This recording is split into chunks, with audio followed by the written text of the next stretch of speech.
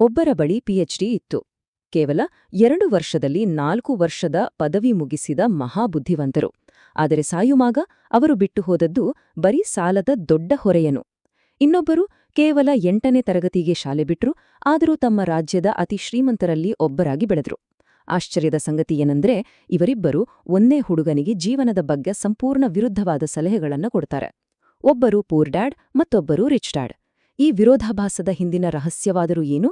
ಬನ್ನಿ, ಇಂದಿನ ಈ ವಿಶ್ಲೇಷಣೆಯಲ್ಲಿ ಅದನ್ನೇ ನೋಡೋಣ. ಸರಿ, ನೇರವಾಗಿ ವಿಷಯಕ್ಕೆ ಬರೋಣ. ಇವರಿಬ್ಬರ ಹಿನ್ನೆಲೆ ಗಮನಿಸಿದ್ರ ನಮಗೆ ಅಸ್ಲಿ ಕಥೆ ಅರ್ಥ ಆಗುತ್ತೆ. ಒಬ್ರು ಅತ್ಯಂತ ಸುಶಿಕ್ಷಿತರು, ಜೀವನದಲ್ಲಿ ಸಾಂಪ್ರದಾಯಿಕ ಹಾದಿಯಲ್ಲೇ ನಡೆದ್ರು, ಆದ್ರೂ ಜೀವನ ಪೂರ್ತಿ ಹಣಕಾಸಿನ ತೊಂದರೆಗಳಿಂದಲೇ ಒದ್ದಾಡಿದ್ರು. ಮತ್ತೊಂದೆಡೆ ಶಾಲೆಯನ್ನೇ ಬಿಟ್ಟ ರಿಚ್ ಡ್ಯಾಡ್ ತಮ್ಮದೇ ಆದ ಬೃಹತ್ ಆರ್ಥಿಕ ಸಾಮ್ರಾಜ್ಯ ಕಟ್ಟಿದ್ರು. ಇವರಿಬ್ಬರ ಆರ್ಥಿಕ ದೃಷ್ಟಿಕೋನಗಳ ನಡುವೆ ಅಜಗಜಾಂತರ ವ್ಯತ್ಯಾಸವಿತ್ತು. ಹಾಗಾದ್ರೆ ನಾವೆಲ್ಲರೂ ನಂಬಿರುವ ಆ ಮಾಸ್ಟರ್ ಪ್ಲಾನ್ ಎಲ್ಲಿ ತಪ್ಪಾಗ್ತಿದೆ ಅಂತೀರಾ? ನಮಗೆಲ್ಲ ಹೇಳ್ಕೊಟ್ಟಿರುವ ಆ ಪ್ರಪಂಚವೇ ಈಗ ಅಸ್ತಿತ್ವದಲ್ಲಿ ಇಲ್ಲ. ಬಾಲ್ಯದಿಂದಲೂ ನಮ್ಮ ತಲೆಗೆ ತುಂಬಿರುವ ಒಂದೇ ಒಂದು ಪ್ಲಾನ್ ಎಂದರೆ ಶಾಲೆಗೆ ಹೋಗಿ, ಕಷ್ಟಪಟ್ಟು ಓದಿ, ಒಳ್ಳೆ ಅಂಕಗಳನ್ನು ತಗೊಳ್ಳಿ, ಒಂದು ಸೇಫ್ ಆದ ಕೆಲ್ಸ ಹುಡುಕಿ ಸೆಟಲ್ ಆಗಿ. ಆದ್ರೆ ಇದೊಂದು ಕಣ್ಣಿಗೆ ಕಾಣದ ಪಂಜರ. ಶಾಲೆಯಲ್ಲಿ ಹಣಕ್ಕಾಗಿ ಹೇಗೆ ದುಡಿಬೇಕು ಅನ್ನೋದನ್ನ ಮಾತ್ರ ಕಲಿಸ್ತಾರೆ, ಆದ್ರೆ ಹಣವನ್ನೇ ನಮ್ಗಾಗಿ ಹೇಗೆ ದುಡಿಯುವಂತೆ ಮಾಡ್ಬೇಕು ಅಂತ ಹೇಳ್ಕೊಡೋದೇ ಇಲ್ಲ. ಇದ್ರಿಂದಲೇ ಎಷ್ಟೋ ಸುಶಿಕ್ಷಿತರು ಮತ್ತು ಬುದ್ಧಿವಂತರು ಗೊತ್ತಿಲ್ಲದೆಯೇ ಸಾಲದ ಸುಳಿಗೆ ಸಿಲುಕೊಳ್ತಾರೆ. ಈ ವಿಫಲವಾದ ಪ್ಲಾನ್ ನಮ್ಮನ್ನು ನೇರವಾಗಿ ತಳ್ಳೋದೇ ಒಂದು ಅಂತ್ಯವಿಲ್ಲದ ಆರ್ಥಿಕ ಹೋರಾಟಕ್ಕೆ. ಇದನ್ನೇ ರ್ಯಾಟ್ ರೇಸ್ ಅಂತ ಕರೆಯೋದು. ಏನಿದು ರ್ಯಾಟ್ ರೇಸ್? ಬೆಳಗ್ಗೆ ಏಳೋದು, ಕೆಲ್ಸಕ್ಕೆ ಹೋಗೋದು, ಬಿಲ್ ಕಟ್ಟೋದು, ಮತ್ತೆ ಸಂಬಳ ಜಾಸ್ತಿ ಆದಾಗ ನಮ್ಮ ಖರ್ಚನ್ನು ಕೂಡ ಜಾಸ್ತಿ ಮಾಡ್ಕೊಳ್ಳೋದು. ಆರಂಭದಲ್ಲಿ ಬರೋ ಸಣ್ಣ ಸಂಬಳ, ಒಂದು ಸುಂದರವಾದ ಮನೆ, ಕಾರಿನ ಕನಸಿನೊಂದಿಗೆ ಇದು ಶುರುವಾಗುತ್ತೆ. ಕೇಳೋಕೆ ತುಂಬಾ ಚೆನ್ನಾಗಿದೆ ಅಲ್ವಾ? ಆದರೆ ಬಹುಬೇಗನೆ ಇದು ಕ್ರೆಡಿಟ್ ಕಾರ್ಡ್ಗಳ ಸುಳಿಯಾಲ್ಗಿ ಮನುಷ್ಯನನ್ನು ಬಿಡಿಸಿಕೊಳ್ಳಲಾಗದ ಉದ್ದಾಟಕ್ಕೆ ಸಿಲುಕಿಸಿಬಿಡುತ್ತದೆ. ಇನ್ನು ನಮ್ಮ ಹೋರಾಟದ ಅಸಲಿ ಚಿತ್ರಣ ಎಷ್ಟೊಂದು ವಿಚಿತ್ರವಾಗಿದೆ ಅಂದ್ರೆ, ಕಷ್ಟಪಟ್ಟು ಪ್ರಮೋಷನ್ ತಗೊಂಡು ಸಂಬಳ ಹೆಚ್ಚಿಸ್ಕೊಂಡ್ರೆ ನಾವು ಕಟ್ಟುವ ಟ್ಯಾಕ್ಸ್ ಕೂಡ ಹೆಚ್ಚಾಗುತ್ತೆ. ಮನೆಯ ಬೆಲೆ ಏರಿದ್ರೆ ಆಸ್ತಿ ತೆರಿಗೆ ಏರುತ್ತೆ. ಬ್ಯಾಂಕ್ನಲ್ಲಿ ನಮ್ಮ ಕ್ರೆಡಿಟ್ ಸ್ಕೋರ್ ಚೆನ್ನಾಗಿದ್ರೆ ಅವರು ಇನ್ನೂ ಹೆಚ್ಚಿನ ಸಾಲ ಕೊಡ್ತಾರೆ. ಅಂದ್ರೆ ನಾವು ಕಚೇರಿಯಲ್ಲಿ ಹೆಚ್ಚು ಕಷ್ಟಪಟ್ಟು ಕೆಲಸ ಮಾಡೋದು ನಮಗೋಸ್ಕರ ಅಲ್ಲ, ಬದಲಾಗಿ ಪರೋಕ್ಷವಾಗಿ ಸರ್ಕಾರ ಮತ್ತು ಬ್ಯಾಂಕ್ಗಳಿಗಾಗಿ. ಇಲ್ಲೇ ನೋಡಿ, ಅತ್ಯಂತ ಮಹತ್ವದ ವಿಚಾರ ಇರೋದು. ಪ್ರತಿಯೊಬ್ಬರೂ ತಿಳಿದುಕೊಳ್ಳಲೇಬೇಕಾದ ಆರ್ಥಿಕ ಸಾಕ್ಷರತೆಯ ಸುವರ್ಣ ನಿಯಮವಿದು. ಈ ನಿಯಮ ಬಹಳ ಸರಳ. ಆಸ್ತಿ ಅಂದರೆ ಏನು ಮತ್ತು ಹೊಣೆಗಾರಿಕೆ ಅಂದರೆ ಏನು ಅನ್ನೋದರ ಸ್ಪಷ್ಟ ವ್ಯತ್ಯಾಸ. ಆಸ್ತಿ ಅಂದರೆ ನಮ್ಮ ಜೇಬಿಗೆ ಹಣ ತಂದು ಹಾಕುವ ವಸ್ತು.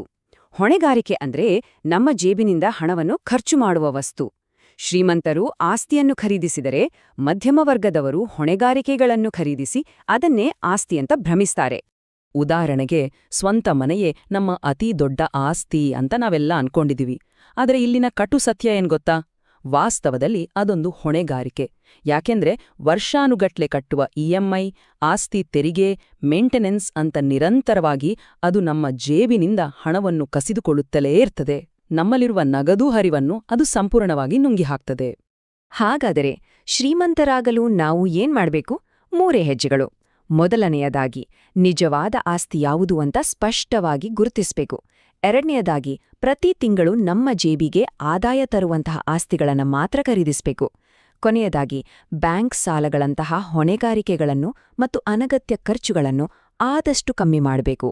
ಆರ್ಥಿಕ ಸ್ವಾತಂತ್ರ್ಯ ಬೇಕು ಅಂದ್ರೆ ನಮ್ಮ ಸಂಪೂರ್ಣ ಗಮನ ಬರೀ ಆಸ್ತಿಯನ್ನು ಬೆಳೆಸುವುದರ ಮೇಲಿರಬೇಕು. ಇಷ್ಟೆಲ್ಲ ಗೊತ್ತಿದ್ರೂ ಬುದ್ಧಿವಂತರು ಯಾಕೆ ಆರ್ಥಿಕವಾಗಿ ಒದ್ದಾಡ್ತಾರೆ?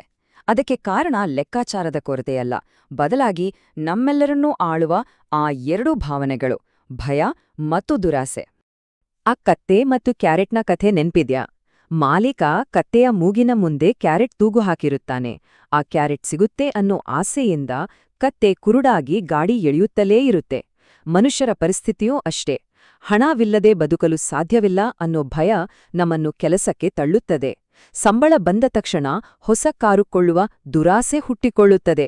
ಈ ಭಾವನೆಗಳೇ ನಮ್ಮ ಆಲೋಚನೆಗಳನ್ನು ನಿಯಂತ್ರಿಸುತ್ತವೆ. ಇಲ್ಲಿ ಹಣ ಅನ್ನೋದು ಕೇವಲ ಒಂದು ಕ್ಯಾರೆಟ್ ಅಷ್ಟೇ. ಕೇವಲ 1-2 ಪದಗಳು ನಮ್ಮ ಮೆದುಳಿನ ಆಲೋಚನಾ ಸಾಮರ್ಥ್ಯವನ್ನ ಹೇಗೆ ಬದಲಾಯಿಸುತ್ತವೆ ಅಂತ ಈ ಸ್ಲೈಡಲ್ಲಿ ನೋಡ್ಬೋದು. ಇದನ್ನು ಕೊಳ್ಳಲು ನನ್ನ ಬಳಿ ಹಣವಿಲ್ಲ ಅಂತ ಖಡಾಖಂಡಿತವಾಗಿ ಹೇಳಿದಾಗ ನಮ್ಮ ಮೆದುಳು ಆಲೋಚಿಸೋದನ್ನೇ ನಿಲ್ಲಿಸ್ಬಿಡ್ತದೆ. ನಮಗೆ ನಾವೇ ಒಂದು ಗೋಡೆ ಕೊಟ್ಕೊಳ್ತೀವಿ. ಆದರೆ ಇದನ್ನು ಕೊಳ್ಳಲು ನಾನು ಹೇಗೆ ಹಣ ಹೊಂದಿಸ್ಬೋದು ಅಂತ ಪ್ರಶ್ನಿಸಿಕೊಂಡಾಗ ಮೆದುಳು ಹೆಚ್ಚೆತ್ತುಕೊಂಡು ಪರಿಹಾರಗಳನ್ನ ಹುಡುಕಲು ಶುರು ಮಾಡ್ತದೆ. ನಮ್ಮ ಭಾವನೆಗಳಿಗೆ ನಾವು ಬಲಿಯಾಗಿ ಸುಮ್ಮನೆ ಕೂರಬಾರ್ದು, ಬದಲಾಗಿ ಅವುಗಳನ್ನ ಯೋಚಿಸಲು ಬಳಸಿಕೊಳ್ಳಬೇಕು. ಇದೆಲ್ಲದರ ಜೊತೆಗೆ ನಿಜವಾದ ಸಂಪತ್ತನ್ನು ಕಟ್ಟಲು ಬೇಕಾದ ಅಂತಿಮ ರಹಸ್ಯವೊಂದಿದೆ. ಅದೇ ನಮ್ಮದೇ ಸ್ವಂತ ವ್ಯವಹಾರದ ಕಡೆ ಗಮನಹರಿಸೋದು.